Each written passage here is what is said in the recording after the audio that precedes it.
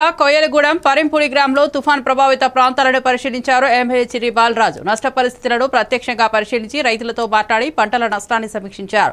వర్షాల వల్ల వరి సహా పలు పంటలు దెబ్బతిన్నాయని రైతులు వివరించగా ఎమ్మెల్యే వారికి ఆర్థిక మరియు వ్యవసాయపరమైన పూర్తి భరోసా ఇచ్చారు. ఈ కార్యక్రమంలో శాప్ డైరెక్టర్ కోవాసు జగదీశ్వరి, మాజీ MC chairman Parepalli Ramarao, BJP రాష్ట్ర ఉపాధ్యక్షురాలు నిర్మలా కిషోర్, జనసేన మండల అధ్యక్షులు తోట రవి, టీడీపీ మండల అధ్యక్షులు పారేపల్లి నరేష్ తదితరులు పాల్గొన్నారు.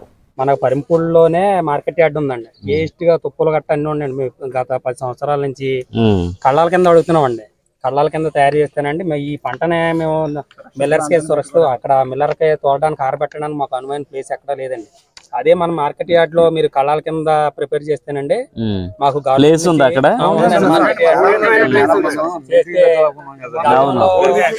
ప్రభుత్వంలోనే గతంలో మన టీడీపీ ప్రభుత్వంలో మాకు టార్బల్స్ ఈ స్పేస్ ఇచ్చేవారు. అలాగే మాకు అక్కడ కళ్ళాలు ఏర్పాటు చేసి మాకు ఈ టార్బల్స్ ఇవన్నీ ఏర్పాటు చేసి మేము మాకు పండిన పంట ప్లేస్ ఉంది అక్కడ. ఎంత చిత్తశుద్ధితో పనిచేస్తుందో ప్రజలందరూ కూడా గమనిస్తున్నారు.